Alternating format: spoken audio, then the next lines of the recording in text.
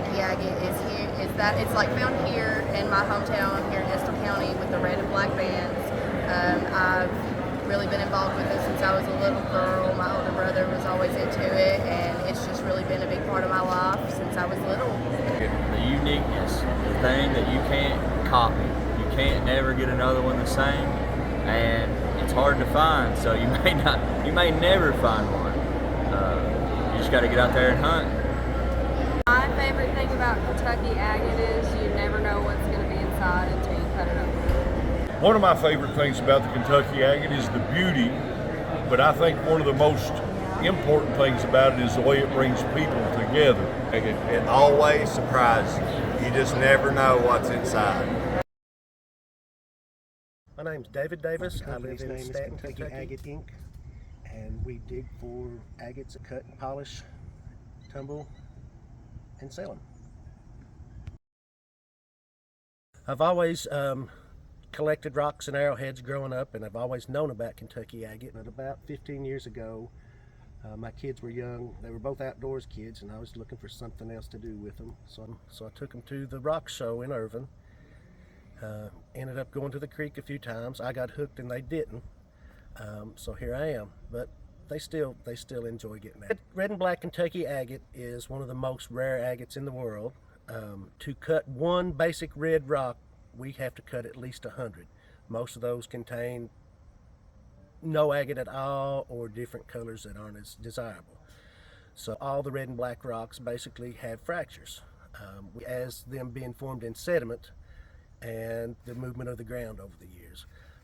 If we find a big rock that has a crack in it that we can pop with a screwdriver, 7 out of 10 times it'll be red on the inside. So it's very, very expensive due to the rarity. 20 years ago, basic red rocks were $100 a pound, and that's still the same price. So with less fractures, more color and size, the price goes up. $2,000 to $3,000 is the highest that I've sold. I have some that I won't sell that are worth a lot more. I've heard stories of $10,000 rocks.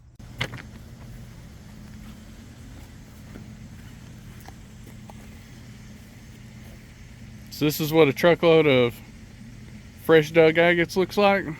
Been rained on once, a little mud rinsed off, but they sure come with a lot of mud. Here's one. It might be red. This is one I popped with a screwdriver, like I was talking about. If you can pop them, they're red a lot of times. They fall apart.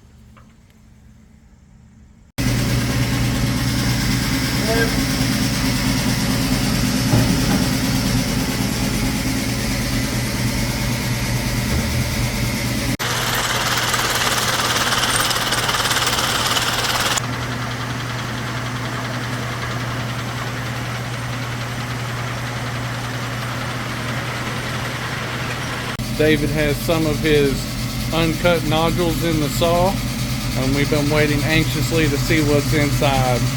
You have to be patient if you cut rocks. Sometimes I'm not. Here we go. Let the blade quit turning.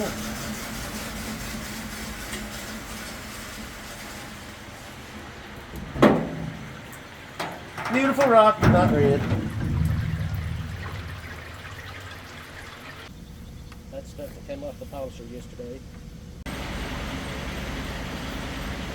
Roland McIntosh here. I belong to the East Kentucky Gem, the Mineral and Fossil Club. It's one of the founding fathers of it.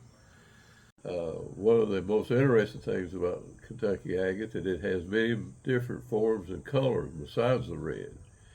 And over the period of years, I've been more concentrating in that direction than just collecting the red. We have a lot of beautiful other colors.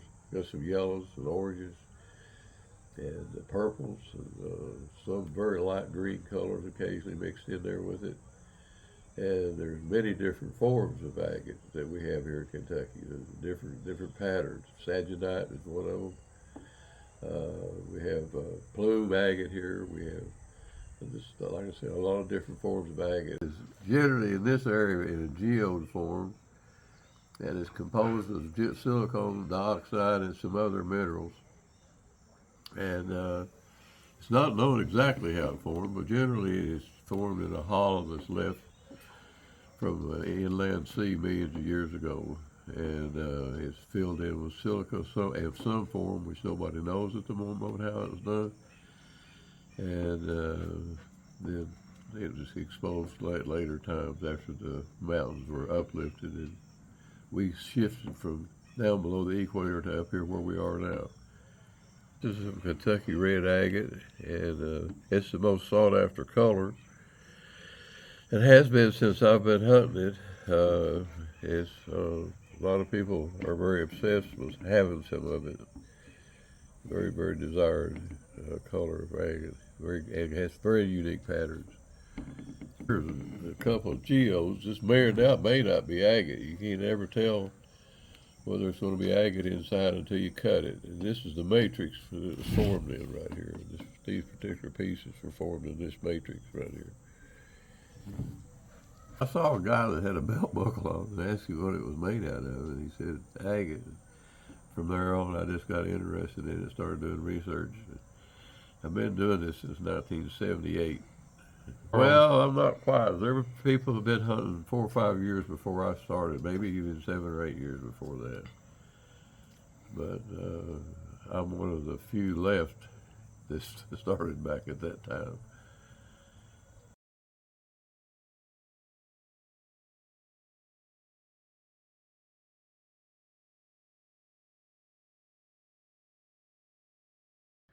Hello, my name is No Sweat. I ride under the name No Sweat. 50s, like 58, 59, 60, I started hunting up behind where the wigwam's at.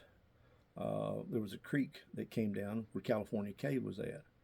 And I would walk up that creek to go to California Cave. And that's when I started finding that smoky and yellow agate. And I started finding those geodes there. Nobody in the county in the 50s even talked about agate. And I became curious about it. And I asked people about it. They said, yeah, that's agate. And I started looking up as much stuff as I could in the encyclopedias and the library at Urban grade school, Urban high school. I started looking there. I would find stories about agate, but not particularly anything much about Kentucky agate. And then all in the 60s, I hunted the creeks and started finding more agate. Didn't find any red agate for a long, long time. I didn't find any red agate until I became friends with Richard Cacklin. I hunted the creeks where I thought I could find red agate, but I would walk all day long flipping rocks and carry those big geodes out in packs and everything else and kill myself and come to Cacklin's place and show him, I think I got a red agate today, and he would just throw them off to the side. Where were you at? And I said, Robbie, surely you didn't carry all them rocks out of here. And I did. I'd about kill myself, and I wasn't finding any red agate at all. And finally, one day he told me, I guess he felt sorry for me after watching me do that for about 2 years. He said, I'm going to take you to where there's some red agate, to a good spot. And he said, if you ever tell anybody where it's at, he said, you and I will never be friends again. I'll never speak to you again. He said, you understand what I'm saying to you? And I said, yeah, I understand. He said, well, I'm trusting you. And he said, I don't take people to this place. He said, it's my spot. And so I went with him. And sure enough, eventually we started finding red agate. And the very first agate, I don't have hardly any red agate left at all. I've either sold it on eBay or sold it at shows. And there was times that I got hard up for money. I remember one time a man came up he was in a wheelchair. Some guy, they said he had a lot of money, and he came to my home like a week before Christmas, and I was needing Christmas money and everything else. And I had a huge, beautiful red agate collection. I had it all through my den. I had it all in what I called a den, and I had it all in my kitchen and everything else. And I sold him all the agate I had up, or all that red agate, for like, $1,000 or $1,500. Tickled death to get it, so that I had some money for Christmas. I wanted that more than I wanted those red rocks. But looking back to think of what I sold that stuff for, I mean, I gave it away. And I did that more times than not. I hunted agate when nobody knew what agate was, and found agate when and even when Cacklin and I were hunting agate in the 70s, there still wasn't very many people that you ran into that knew anything about agate. And so later on, when it came in the 80s and 90s, particularly in the 90s, people all started becoming agate experts and agate hunters and everything else. And I'm like, I was doing that 25, 30 years ago. I'd been up and down these creeks and everything else. But now, now everybody's an agate expert. Everybody knows all the scientific terms and all the, everything about agate. Oh, I've kind of retreated away from it. I don't even know which creeks I could ever even walk up now and not get shot. Used to, it was like everything else in the 50s and 60s. I could go any place. I could go rabbit hunting, quail hunting, squirrel hunting, any kind of hunting I wanted to, and I didn't ask permission to do anything. Didn't. And same thing with agate hunting. I went up any creek I wanted to. Never even gave it a second thought. And but today, I mean, I wouldn't know who to go ask. And I'm getting too old to have to go to jail over a rock. So, I started hunting agate in the late 50s and 60s. And again, when nobody hunted agate. And like I said, the first agates I found were real nice geodes, smoky and yellow. And I found them in that creek that goes up to California Cave. I'm trying to think of the name of that creek. But it's right up past the wigwam there on the left. Probably could go up there and find some of that yellow and smoky agate to this day. There was some beautiful agate came out of that creek. You have to know, what parts of Estill County have agate in them. There's places, I mean, you could go out to White Oak, or different creeks that you can hunt, and you may find nothing but, they're geodes full of calcite, And I have a lot of people say, oh, I know where red agate's at, and they don't start to know. They'll bring you geodes full of calcite. All agate hunters have gone through all that. That's very common. Buck Creek's got beautiful agate in it. I do like if it's not red, then that's my favorite creek to go to if you're not hunting for red, because you got a good chance of finding some beautiful pastel colors up there, some olive greens with those pastel orange in it and stuff, and just really attractive stuff. It jumps out at you, and sometimes you find some beautiful formations. That's a pretty creek too. I mean, it's a pretty place up there. Anytime you spend a day on the creek, you've had a good day, whether you find an agate or not. Because you're going to find something on the creek, besides agate, that's been fun to find. Sweet Lick Knob, that's the mountain that the Irvin's built around. That's the Kentucky River on a full moon, and she has a red agate coming up in her hand. That's a Kentucky red agate, and that's a real red agate that I had polished down to have her coming up out of the river. Back to what I think one of the scariest times I ever had hunting agate. Actually, I was down on a creek in a big deep hollow and by myself, and just really concentrating as I walked in that creek looking for agate. And I walked right into a marijuana patch. All the marijuana was about that tall. It was still early in the summer and late spring, and I walked into it for, I guess, 10 feet before I realized. I started looking. I was like, damn, I'm right in the middle of marijuana. And just about as soon as I realized, I looked up and I could see they had cut down these poplar logs, which were big straight logs that grow in the woods. That's our state tree. And they went, I don't know, 5 or 6 logs up through there, and they had it like in a seed bed, this marijuana. It was right beside the creek. I'd walked right into it. It was one of those places where you see a lot of gravel and stuff, and you really, that's when you're kind of looking a lot more for agate, geodes or pieces of geodes.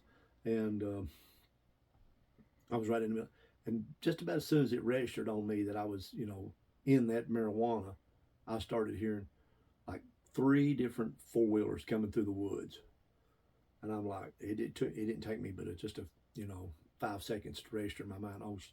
Oh my God, there's somebody coming. I'm in somebody's marijuana patch, and there's guys out there on their 4-wheelers, and they're coming down out of the mountains, and they're coming this way. And I thought, they're going to catch me right out in this marijuana patch.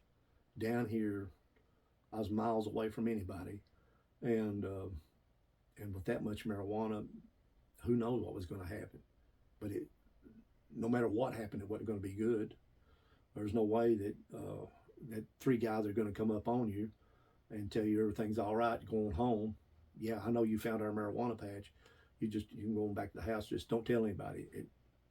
That wasn't likely, going to happen. I knew that, and I didn't have much of an opportunity. There was an open field not far from me that led toward the woods, and I took off running out of that creek across that open field trying to get to the woods. And when I got about midway in that field, those guys started breaking loose through the woods. I started seeing those. They were down a little bit further, and I laid down. I found a depression. It might have went that low in the field. the field was pretty flat, and I found a place that sunk down about that big, not much bigger than my body, and I flattened out like a pancake in that depression right out in the middle of that field. And those guys on those four-wheelers, I never raised up. They went back and forth all up and down that creek. They went down where the marijuana's at. They circled around. They went every place. They were looking for me. I knew they was looking for me. They knew that somebody was in the woods because I had parked not too far up on the mountain and come down off there. They'd figured somebody in a van had parked up there and he probably was down on that creek and probably was going to find their marijuana. And my heart was beating out of my chest because I knew it wasn't going to be good, whatever was going to happen out of it. And they got really close to me. I mean, they come by in that four-wheeler so close, so many times. And finally, I'd say close to a half hour went by. They gave up hunting for me, and they went back up into the woods. And I finally, after a while, I raised my little head up and got back up in the woods. And when I went to my van, it was at night when I got to the van, and I stayed about 75 yards away from my van before I went into it. I figured they might be out there around my van hiding with guns or something. And I waited, I didn't hear a sound, and I got about another like 50 yards, and I hunkered down. I stepped just like an Indian would. I didn't rustle a leaf or step on a stick or nothing. I was always good in the woods. I mean, I stayed out in the woods all the time. And when I got to the van, I started it up and got out of there. And that was one of the scariest times that I ever had hunting agate, because I knew I was going to get killed on that day if they found me. And I just, by the grace of God, I found that little depression in that field. And just by luck, they just didn't happen to come over that one spot in that field. I've had a couple of times that scared Dick Cacklin and I. We'd be digging, we had our mine. You know, that's one facet of hunting agate that's scary, is getting killed, you know, over agate by marijuana hunters. Another one is actually getting killed while you're digging, physically digging for it. Because when you start digging out of what we call a mine, like Dick and I had our mine up there, you start digging into the side of a mountain. And we dug with picks and sledgehammers and iron diggers and shovels that had little bitty spade-like shovels with small heads on them. If you're going to dig all day long, you'll wear yourself out. I mean, swinging a sledgehammer will wear you out. Dick would dig for 5 minutes and quit. I'd dig for 5 minutes and quit. I mean, you get tired after 5 minutes of it. And we would do that all day long. And you know, when you hit an agate, it makes a different noise when it's in the matrix. You'll be hitting into that shell.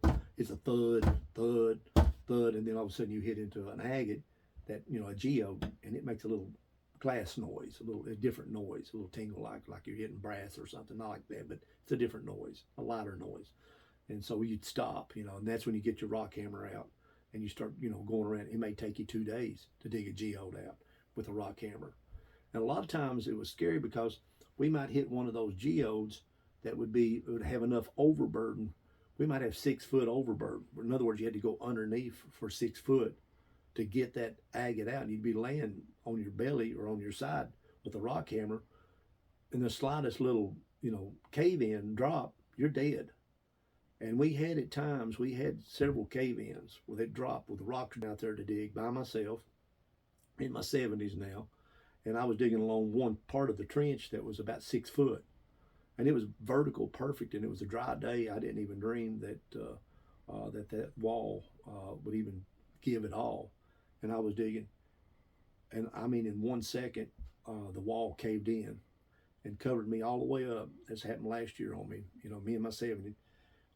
It covered me up except for this arm and my head. This part of the rest of me was buried up in about 5 to 6 feet of dirt, and it almost went into shock. I could breathe, and I had a knife that I'd been digging with, a World War II bayonet, and I started digging out around my chest where I could breathe, and I dug out where I could start breathing. And what was scaring me more is that the dirt that had fell over me had me complete. I couldn't budge. I couldn't do nothing. I could move my arm and I could breathe, but I could see that there was getting ready to be another cave in. Usually when dirt falls, a lot of times another big chunk of dirt will fall. I mean, I've been digging all my life, and I've had that happen. Usually, if you're digging, you'll get a little trinkle of dirt that'll fall first. Just a little, and you better jump back, because that's letting you know they're getting ready to have a cave in. Hello, my name is Taylor Fansteel. I'm co-owner of Rocks and Things LLC. welcome to the table. I got a couple really cool rocks to show you. Kentucky agate's something special in the fact that it's varied. Every single mountain draw has a slightly specific color. So when you look at this table here, I have a varied representation of what you can find and where. We got some from all over the county, and we even have a special one from Lee County. I love that area. Very low odds. So when you come to Kentucky agate, people like to look for size, and besides size, they also like to look for color and fractures. A highly coveted Kentucky agate be big enough to look at from a distance. Black and red, fracture free. Stuff like that's pretty much impossible to come by. So we take what we can get. For example, right over here, a very large agate, the slightest band of red, but I was just tickled to death to find this. Even though it's all beat up, it's special to me, especially because it has a huge smoky quartz pocket full of trace minerals. Kentucky agate can have a huge combination of stuff intermixed inside. Commonly found as gothite, marcasite. Very rarely you could find malachite. People say that there's all sorts of other interesting trace minerals as well, but I'm just going to mention the ones that I personally found. When it comes to agate hunting, you got a very low odd, especially because the county's heavily hunted. It's a huge part of the culture out here. You get a big rain, people like to go outside and play. I'm grateful people still like to kick it in the mountains, but it makes it kind of difficult sometimes. So it's really about the adventure. Here we have a nice Kentucky agate found by a buddy of mine. He just looked down in the creek and saw the tiniest spit of orange coming up and dug out this nodule. And you get very lucky when you cut something like this. This black and red rock could fetch a good price. I wouldn't sell it for anything less than $600 once it's polished and sealed. But that's just the thing. You could spend all day trying to find one agate. Maybe 1 in 1,000 they say is a creek roll red and black. Then when you cut it, it's going to have a separation between the black and the red. And that's typically due to a trace mineral in there, not letting the agate fuse. So for an agate to have a good price, typically it has to have a lot of effort put forward. This sucker here would have taken an acid wash to remove all the calcite debris. Then you'd have to do a resin treatment, either Hextol or Opticon, and after that you get to spin it on your lap. That's fun, but that takes me like 4 to 5 days. So every single one of these rocks right here is truly a labor of love. When it comes to hunting these agates, most people like to play in lowland creeks, but you do get some people that own some pretty super awesome spots. So the highest quality agates, like Harold right here, excavator dug, one individual. Kentucky Agate Incorporated, wonderful, wonderful guy. You ever want to get a good red and black rock, look that up, give it a shout. So, areas that these are dug, behind a gate, you don't want to go play back there. Mines are dangerous for multiple reasons, but people enjoy trespassing, and that also drives up the price of these agates. So sadly, when you get bad karma involved, a lot of nonsense can happen. People can get hurt falling down, get bit by a snake, or just granted, you don't want to buy something truly from a thief. It's kind of nonsense. A lot of these other spots, you know, people might not even know they have agate. Some of the best spots are just well-kept secrets. Even the families don't even know. The mountains keep those secrets. So every once in a while, somebody discovers something sweet. You may open up a new hole. You may find a nice creek roll. You may get something epic like this. Rocks of this color come from the edges of Estill County, right inside Lee County. What's pretty neat, a big old music festival pops up where rocks like this are found. So every once in a while, you can go out and play, listen to music, maybe find something neat. But as always, the odds are against you. How many people are typically at a festival? It's going to be tough to find that rock around all your buddies.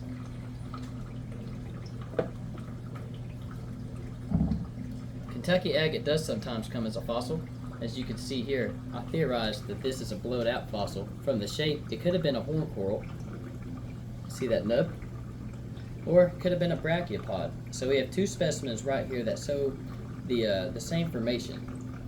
You'll truly never know just because there's no indication of the brachiopod shell on the outside, and I don't see any polyps from a horn coral, but highly speculated, and I could believe it. I have seen some specimens before that do have the polyp showing, and they do have the brachiopod shells. Those are truly special.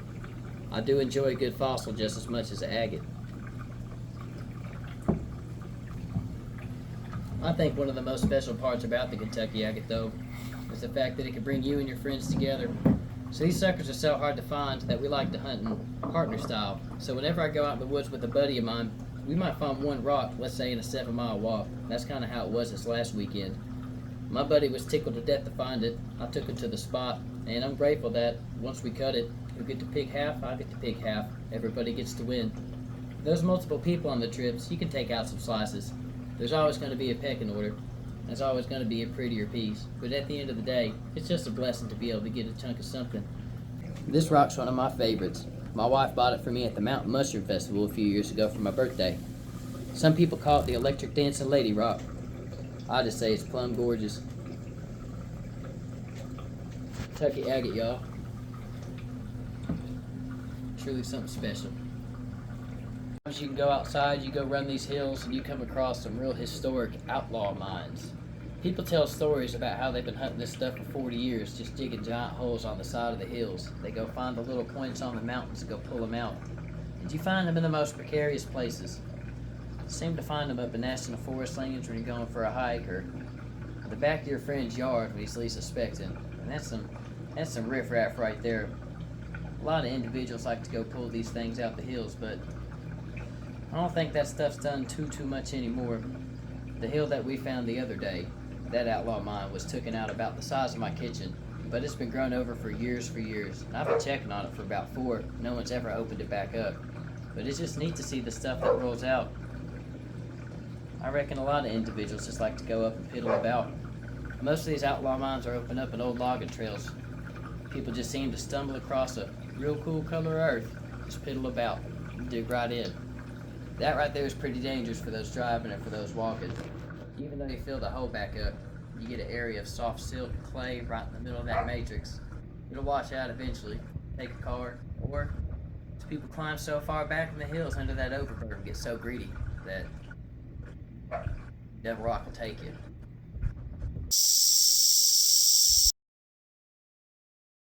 Hello, my name is Jerry Flynn.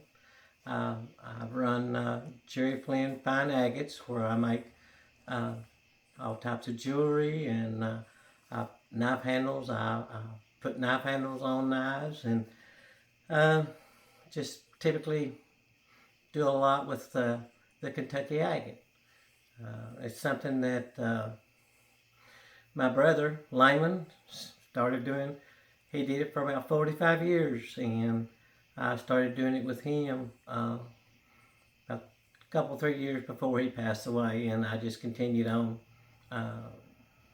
with, I guess, his legacy and making the Kentucky agate jewelry. And I love to hunt it, and I have a complete shop where I cut my own slabs, cut my own rock, make my own cabs, and I also do metal work, putting the sterling silver stuff, setting them and stuff. So it's been very enjoyable, and I'm glad to get to show you some of the things that I do today. I've known about Kentucky agate for many years. Since I was a small child, I was raised here in Estill County, which is the heart of Kentucky agate. And where I was raised at here in Estill County is also the heart of it in Estill County, and that's up at Wagersfield Station Camp area. And so I've been around these halls and streams and stuff my entire life and familiar with it. My brother did it for 45 years, as I said, but when his health started declining, I kind of took over for him and made his stuff, and I continue to do that today. And it's been something that I really enjoyed and learned a lot about. And I go to some gym shows and different places and take my jewelry and stuff and rocks to exhibit and to sell. So I mainly got into it with my brother, and it's just something that, like him, I learned to have a love and a great passion for doing. And I'm always trying to, each piece I'm trying to find a way to make something different and something that not everybody makes. And I, I feel like I've been fairly successful at that and doing that. And I just really enjoy it. As I said, I got started with this with my brother Lyman Flynn, and he was known as the Agate King. He did this for about 45 years before he passed, and he was one of the two guys that got the Kentucky Agate made as a state rock. He got it through the legislature and everything to make the agate the state rock. He traveled a lot.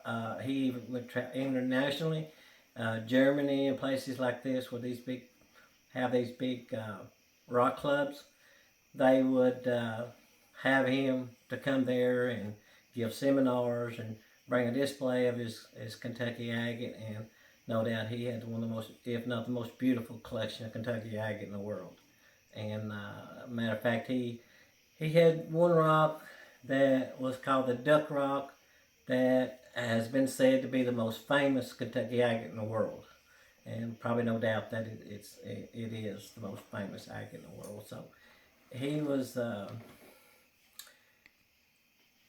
he had a great passion for it. And he did it. And that's what he did all the time. Once he retired, he was just constantly making jewelry and cutting rock, hunting rock. And he loved to take people on rock hunts. He loved to teach people about Kentucky agate, as I do. And I have met so many people in the past 3 years that knew him and always tell me tales about something that they remembered about him, something that he did where he took them rock hunting, or they would come to his shop and he would work on pieces and teach them things. And he really liked for people to learn about it and get involved in it and get interested in it, and to do a lot of, to make the jewelry and finish the agate. And he was a great ambassador for the Kentucky agate.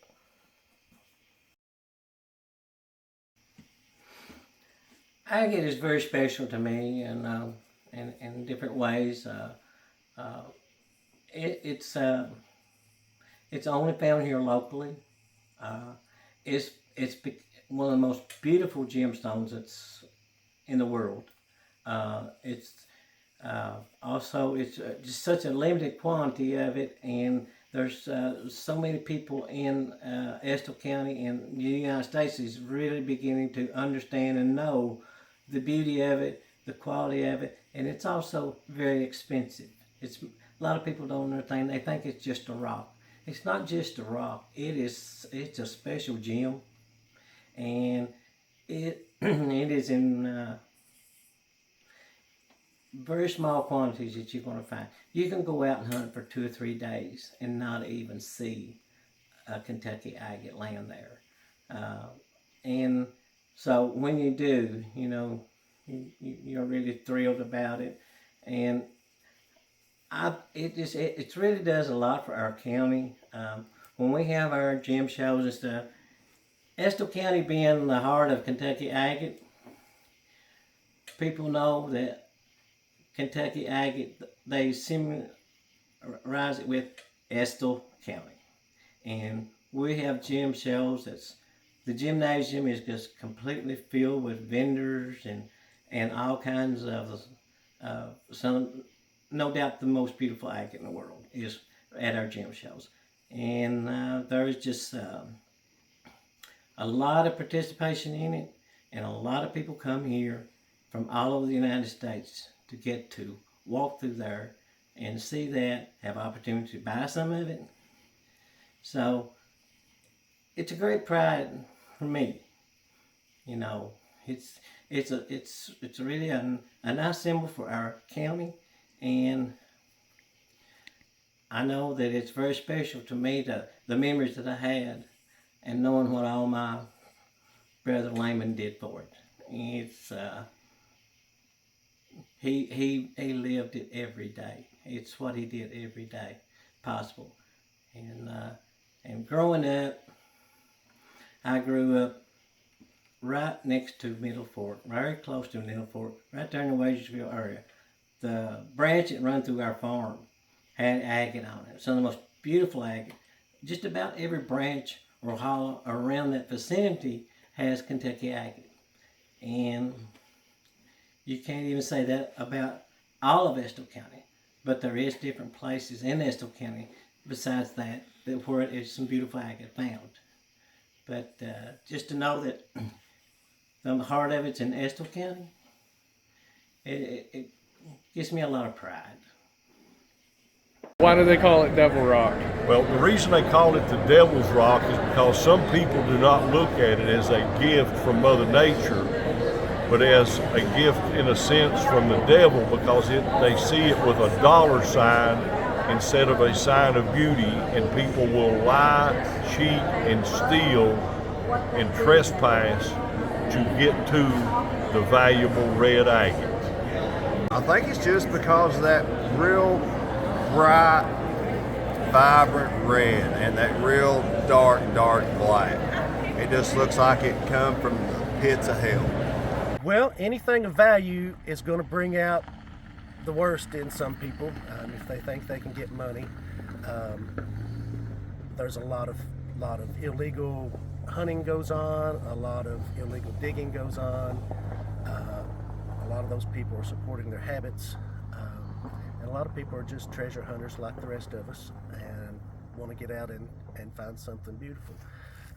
I also say the curse of the red rock.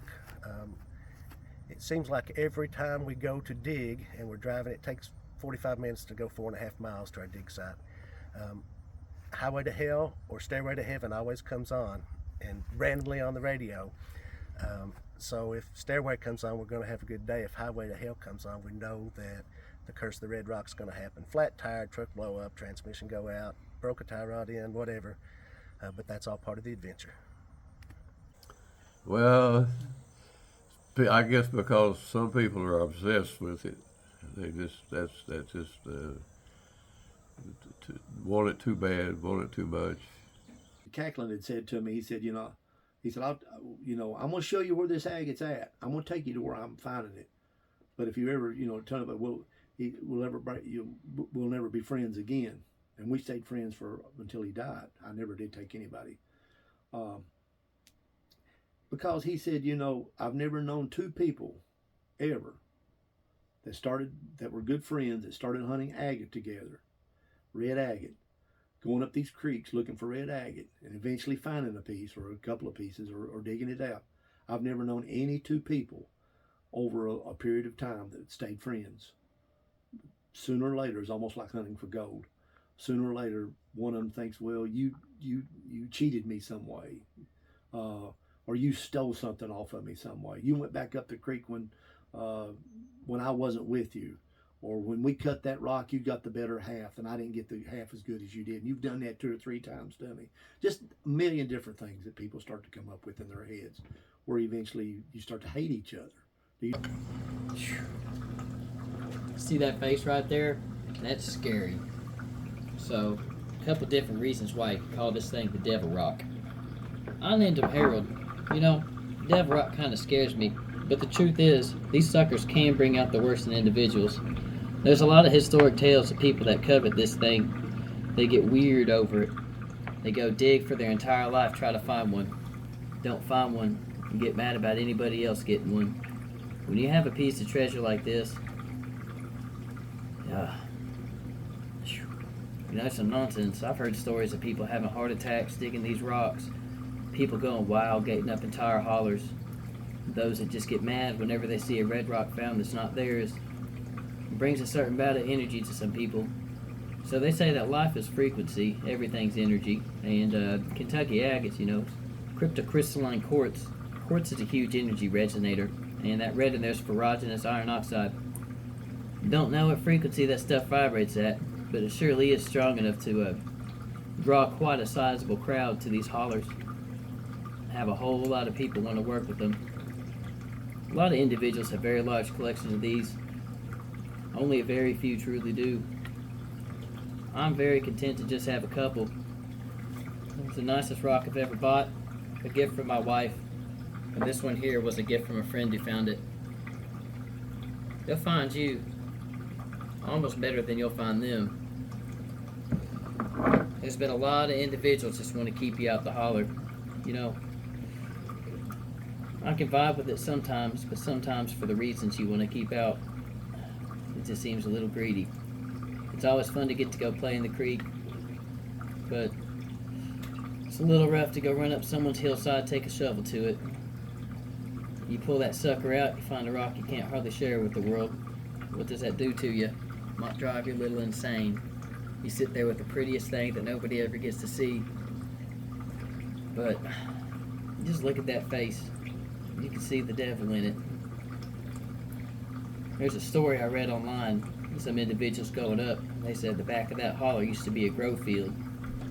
You could think of the nonsense go down in a grow field about 6 miles back up the creek. I could see a lot of heinous karma in those hills. But these rocks do a lot of good. So take it as it comes. I've enjoyed working it. I've enjoyed using it as an art. I've enjoyed collecting it. But it's just like they say about booze. First you take the drink, then the drink takes you. First you find the nozzle, then the hills may take you back. It kind of became known as to be called the Devil Rock, because people took so many chances yet to try to sneak in and try to find something and not get caught or get, in any harm in any way. So it could be very dangerous in those times to be traveling back in these hollows and places, because some places they're miles back in there, and there's hardly any humans that were still living there. People used to live back in those, or were long gone, and it's only frequented by people that own the land. I know Dr. Thomas D. Clark. He owned a lot of land back in one of the hollows right now that has some of the most beautiful agate in the world on it, and that's Middle Fork. He became a close friend of me, and would come up, and he knew my father, he knew my aunt, and he even would come to Irvin to trade me at my Chevron station where I ran there, and we just became real close friends. And he's a very knowledgeable man, and he was a UK historian for many years, and lived to be a very old age, and was always one of the sharpest people that ever was. But he had a love for the land in these hollows, and I thought a lot of him, and he was a good friend. And but he owned a lot of Middle Fork, and now most of it has been sold out. People are even using excavators and bulldozers to be able to find this agate in Middle Fork, because it's the only place known in the world to have the red and white and black color scheme that's found back there.